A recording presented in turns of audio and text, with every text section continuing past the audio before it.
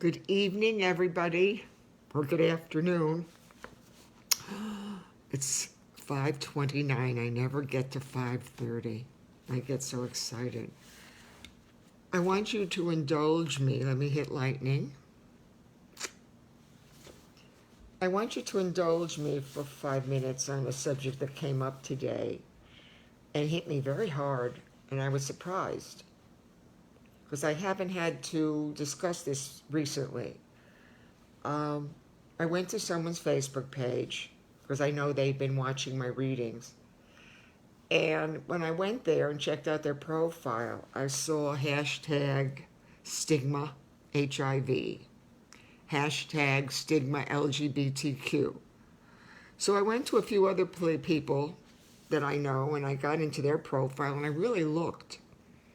And I kept seeing hashtag stigma HIV. You know, I stay in my lane. I'm not going to get into the stigma of other issues, of which we know there are. I stay where I am. My story's HIV related. In 2022, I do not understand this stigma of HIV. I don't understand the judgmental part of it. I don't understand any of it, and maybe it's because I never had it until, and I'll tell you when. But everybody's talking about their rights. You got abortion rights and equal rights and this right and that right and everybody's rights. But you know what's really right? Human rights. Humanity. I think the majority of people I've ever met in my life have only wanted to be treated with respect, feel self-worth, like they mattered. They didn't ask for a lot.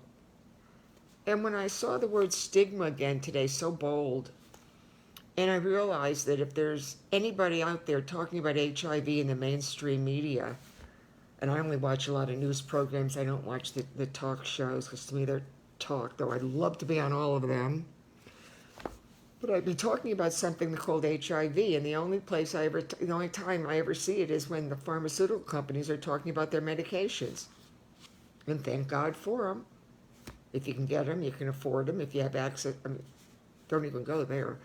But the pharmaceutical companies, they're 3, 4, 5 times a day with that drug that helps.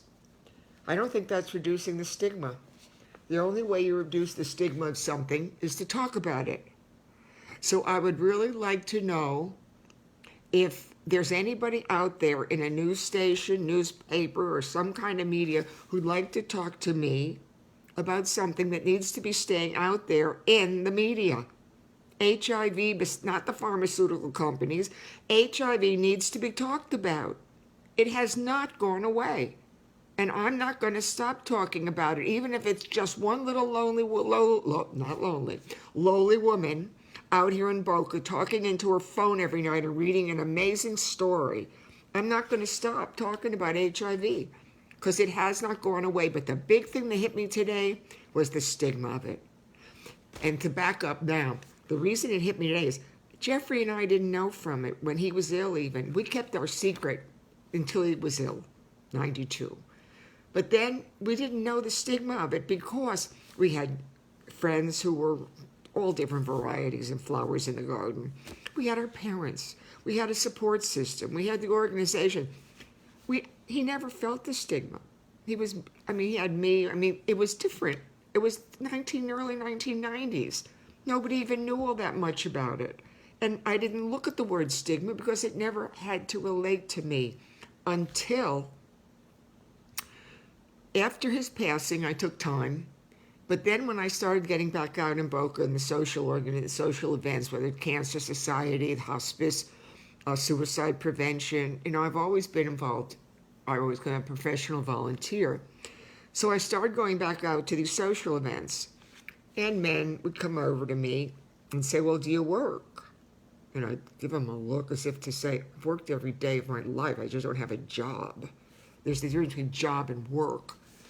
And the other thing they'd say is, well, are you married? Most of the time I wanted to say, go away, you have bad shoes and socks, and I don't want to discuss this. But I wasn't. I bit my tongue, And I said, yes, I am a widow. Oh, that's terrible. When did your husband die? And I said, 6 months, a year ago, 2 years. Well, what did he die from? AIDS. Boy, talk about someone sitting back. The person's, I don't know whether they were going to laugh, cry, choke, or wanted to just walk out of the room, slowly slithering. But I caught them very off guard. And they said, well, what did he die from? And I said, AIDS. Well, right away, did he get it from a transfusion? No. They were asking me all these questions, and the simplicity of it was, no, he was a bisexual who contracted it from having unsafe sex with a lot of partners that he didn't know during a course of a long time. Well, I couldn't really go into that much detail because they wouldn't have understood it anyway, chances are, for real then. So I just said, no, he died from AIDS. If they could accept it, fine, move on. If not, I moved on because you can't. I mean, this was at a different time. But now, not only Jeffrey and I didn't together, but I experienced it as a widow. But what bothers me now is there's still the stigma. And the only way, people, you're going to get rid of any stigma, in any different venue, is to talk about it. So give me the chance to talk to whomever you want me to talk to about certain aspects of this, and I'll talk. As you can tell now, if you've been with me, I'm not afraid of talking. But I do it the HIV groups, long-term survivor groups, private counseling to people who, yes, still get in touch with me and want to talk about that. No, you are worthy. You should not have less self-esteem. You are not dirty. You are not uncared for. I give them all the positives, so don't even feel that way. But almost a third of people that I've ever talked to in groups have raised their hand, and I've talked to a lot. They've raised their hand and said that they have felt a stigma regarding them. And I just say that it's terrible. There is no reason to have a stigma about something because it's a sexually transmitted disease. What an anal retentive country we are anyway. And the subjects that matter the most to the people are those that are the least addressed. HIV needs to be kept out there in the media and talked about. And the stigma will only go away the more we talk about it. And I am a heterosexual woman who lost her husband, who was a bisexual, to AIDS. How do you like them apples? And it's the greatest love story you're ever going to hear about in the last couple of decades. So, I'm here. Thank you all for indulging me. Robert, Francis, thank you very much. Anybody else who's on? I never know. I'm going to continue on. We're going to finish up. The most important chapter to me, I think, was comfort and support. So we're going to finish that one up and start into 17, frustrations, setbacks, and disappointments. And I will tell you again that once I'm done with my book, this book, Committed to Love, I'm going to read my hospice stories book. And then I'm going to go back and I'm going to read this one again. And I'm going to go back and forth until I get that call from a major network, until I get that interview from a major somebody, until I get exactly what I know I want and what God wants for me, to see a movie made and a story told that's about love and the hope I can give to an awful lot of people, because this is my life. All right, that was excellent. I did very well in 5 minutes. All right, I'm going to give you the last paragraph, then we're going to finish up with 16. So this is repetition. And thank you all. Go to SusanMintz.com, read the short story version. I know you are, and I know you're all going back and reviewing certain aspects, because I tell you, I check out your profiles and I check out the views, and I know this is growing slowly, but it's not about numbers. It's about one of you. If I can touch you in some way, I've done what I'm supposed to do today.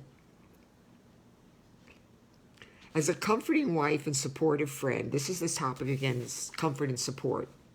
We went into that before. But I got to back up. I said the worst times for me were when I fell apart in front of him. Now, these were the times that enabled me, though, to open up and be the most honest. Eventually, my breakdown weaknesses did give me strength. Once I allowed myself to face my humanness and fragility, humanity, human. That's what all these rights are about that people are talking about. Human rights and humanity, and boy, have we lost a lot of it. I became more effective and supportive. I started to understand the fact that my strength, determination, and confidence would continually be tested. I realized I might not be able to live up to my own expectations, and I handled my life as two separate women. My life was two separate, private and secretive. I was two different people. I still think I'm more personalities than that, but here's what we're dealing with. I had two personalities and conducted myself accordingly to the role I had to play. As Susan, your friend to Jeffrey, I was confident, controlled, and always in command of the situation. Confident, controlled, and in command. I was emotionally disciplined and precise about what had to be done. However, when I was Susan, your wife, oh my gosh, I'm so chilled all the time when this happened. When I was Susan, your wife, I was vulnerable, easily affected, and never as strong as I wanted to be.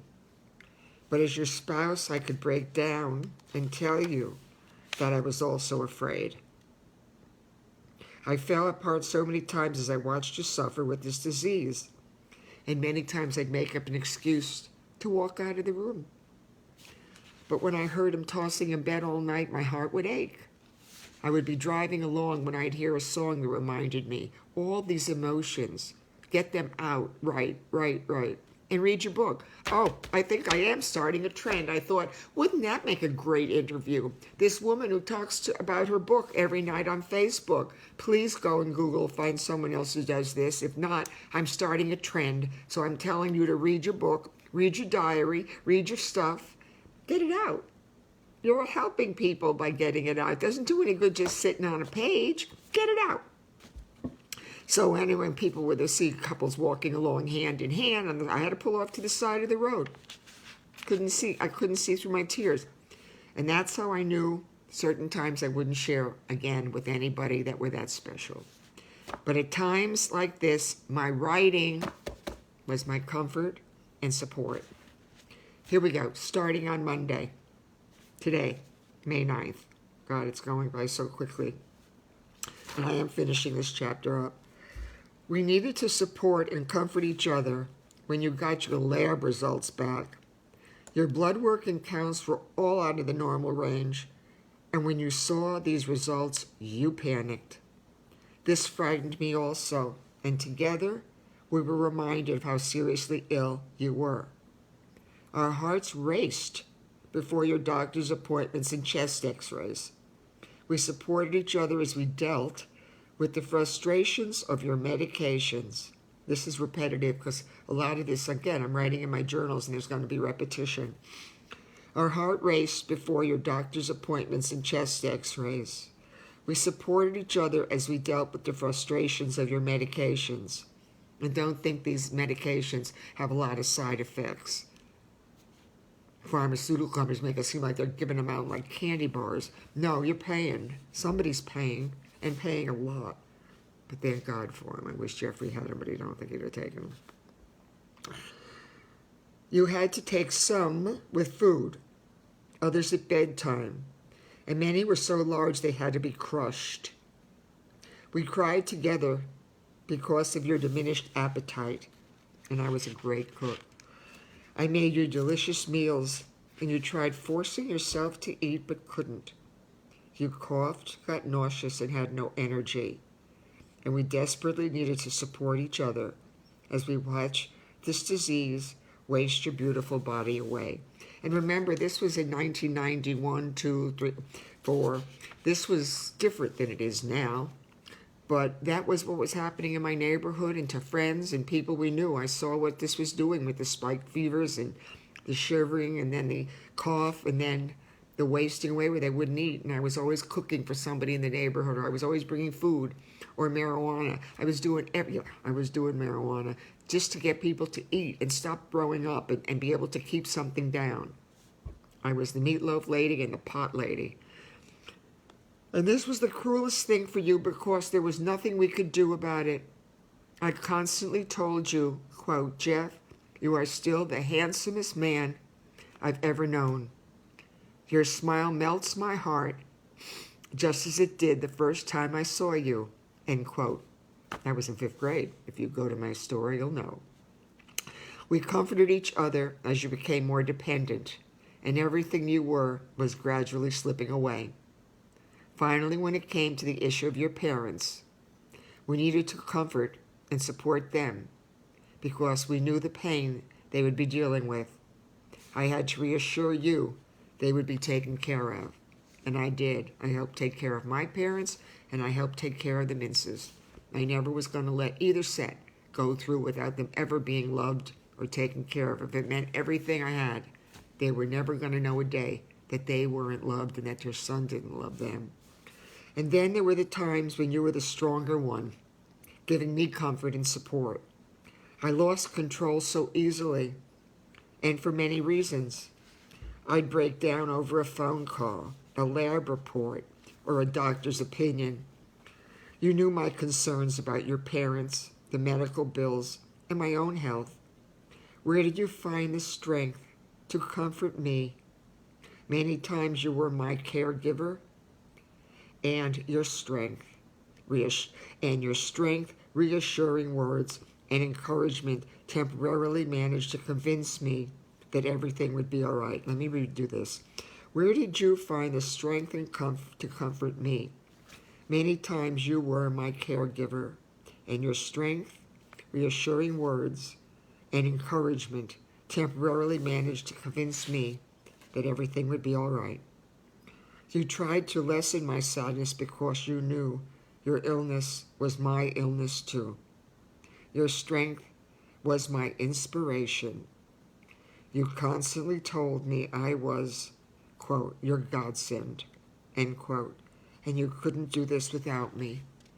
You comforted me as a friend, a woman, and as your wife, who was suffering along with her husband.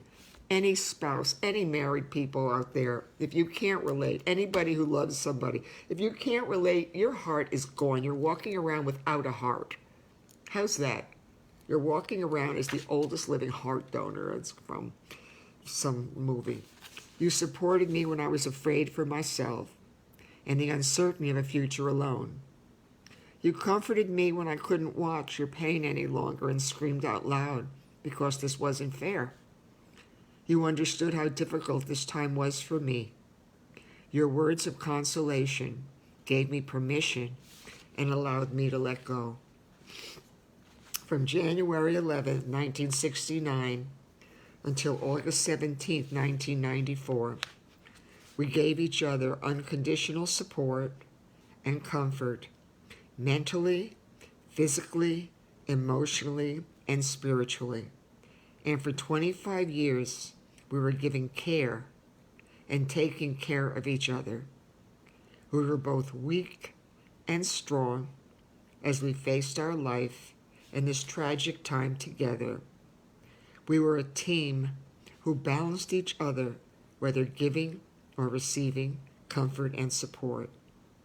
We had shared a life that was tumultuous and chaotic, but it was a wonderful life full of choices, ups and downs, passion and love.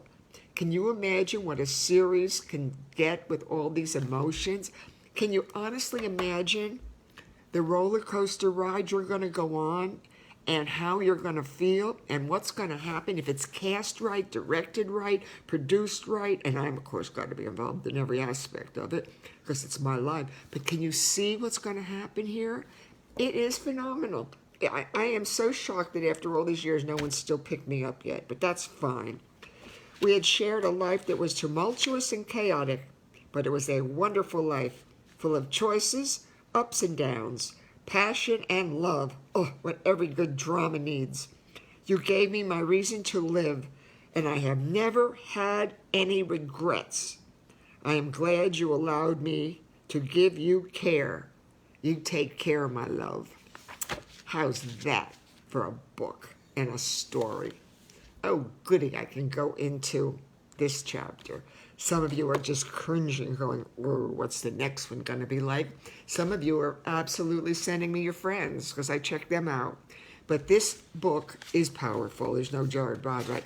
Can you imagine? That was a whole chapter. It took 3. He comforted me, I comforted him, and we comforted each other. You will learn.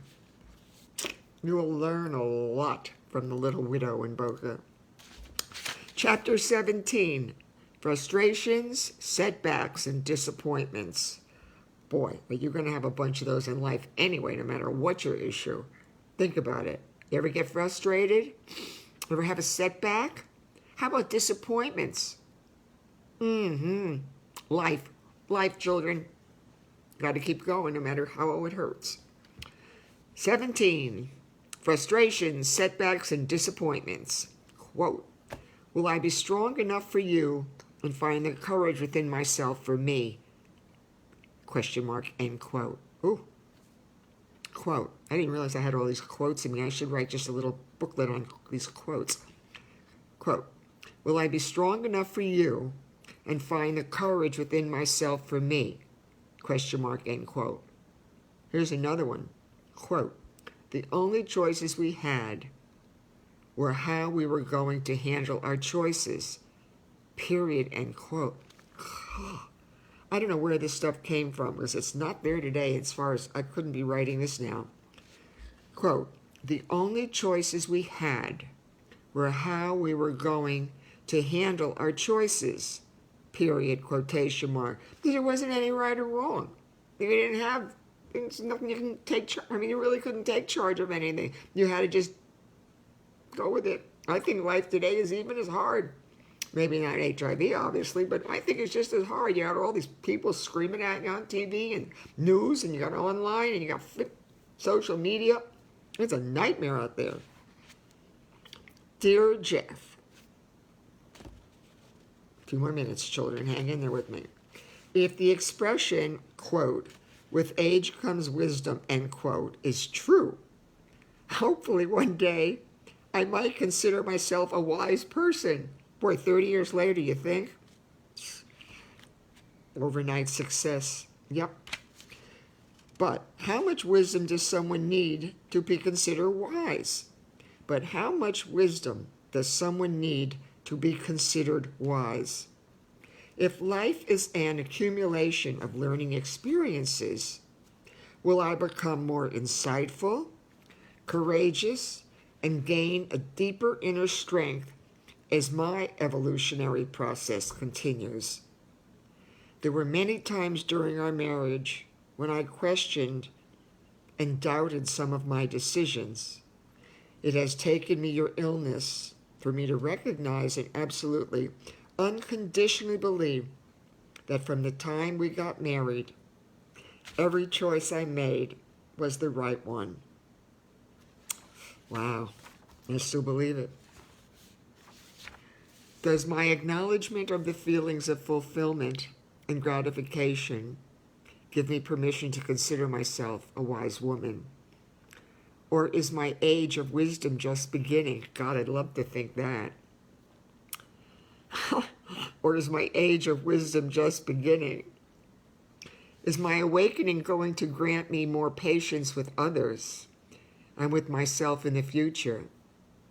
Has my maturity allowed me to both recognize and admit that disappointments, frustrations, and setbacks are an important yet terribly difficult part of life's learning process?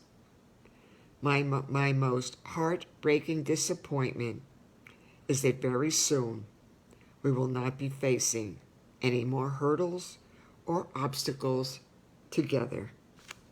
How's that? That's the great to start a chapter. And I started off this reading episode by talking about the stigma. And to this day, again, I don't understand it. But I am looking at myself and saying to whomever is on the other end,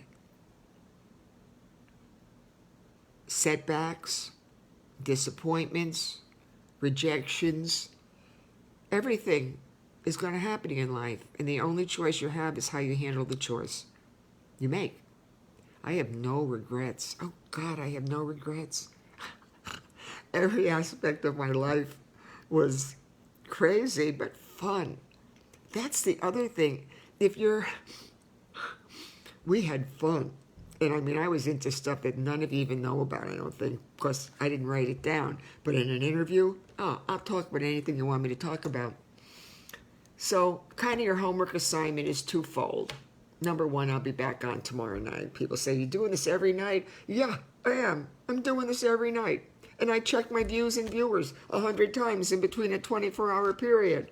And I respond to everybody who I don't know, who I know is new. Well, I thank you. And I don't even know where I was going with that. Oh, every one of you has a newspaper, online or offline. Every one of you knows a TV station that you watch. Remember me. I have a great story. And all I need, I swear to you, all I need is one significant, serious interview. National, local. And we're talking big, because I can get it out in 30 seconds when I want. Believe me. I've managed to fill up a half an hour.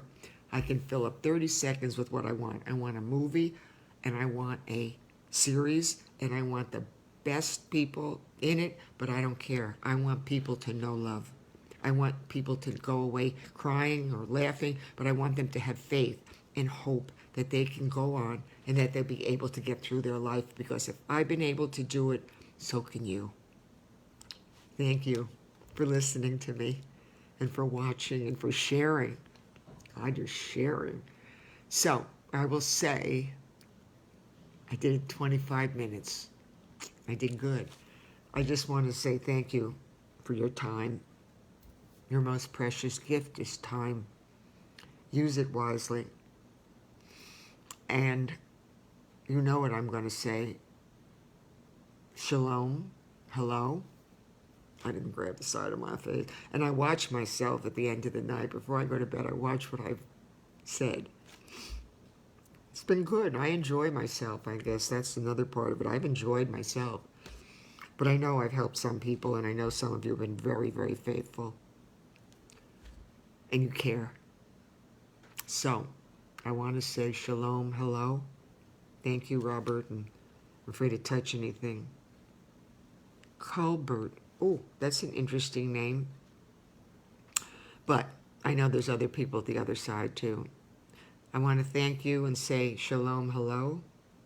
Shalom, goodbye. And shalom, peace. Be kind. Be patient. A little more. We need kindness. We need humanity. People call themselves humanitarians because they deliver a bag of groceries to someone. That's nice. Humanity is every day. It's not just when there's a crisis. Humanity is every day.